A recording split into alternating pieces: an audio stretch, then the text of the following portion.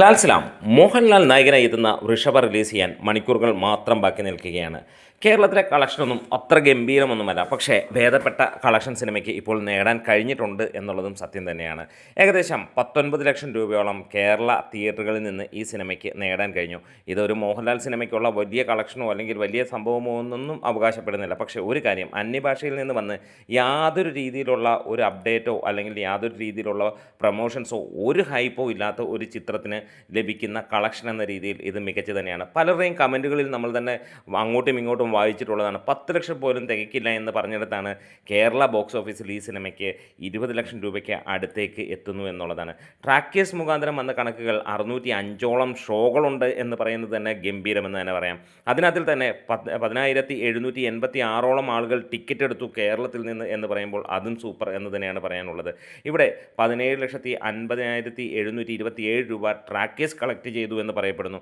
ഇതിനകത്തൊക്കെ ഏറ്റവും രസകരമായ മറ്റൊരു കാര്യം, തിയേറ്ററിൽ എല്ലായിടത്തും പച്ച കത്തിക്കിടക്കുകയാണ്. പക്ഷേ തൃപ്പൂണിത്തുറ ന്യൂ സെൻട്രൽ ട്രാക്കീസിൽ രാവിലെ 10 മണിയുടെ ഷോ ഓൾമോസ്റ്റ് ഫുൾ എന്നുള്ള ലെവലിൽ എത്തിയിരിക്കുന്നു.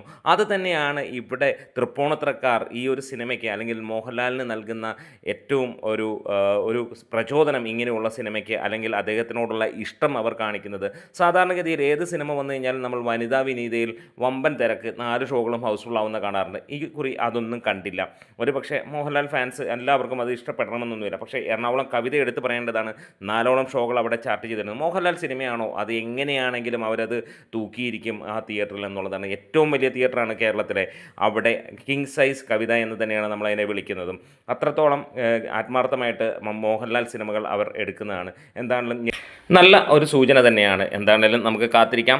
ഒരു സിനിമ നല്ലതാണെങ്കിൽ തീർച്ചയായും ആളിക്കത്തിക്കോളും. പ്രത്യേകിച്ച് യാതൊരു വിധ പ്രമോഷനോ കാര്യങ്ങളോ ഹൈപ്പോ പ്രതീക്ഷയോ ഇല്ലാതെ വരുന്ന ഈ ഒരു സിനിമ, ഞാൻ പറയുന്നു, നാളെ മുതൽ ഇത് ആളിക്കത്തിയിരിക്കും. കാരണം മോഹൻലാൽ തെലുങ്കിലാണ് അഭിനയിക്കുന്നത്. അവിടെ അവർ കണ്ടതിൽ നിന്നേറെ വിഭിന്നമായ വ്യത്യസ്തത പുലർത്തുന്ന രീതിയിൽ മലയാളം ടൈപ്പ് ഒരു സിനിമ ഇറങ്ങുമ്പോൾ ഇത് ആളിക്കത്തും, കത്തും ഉറപ്പിച്ചു.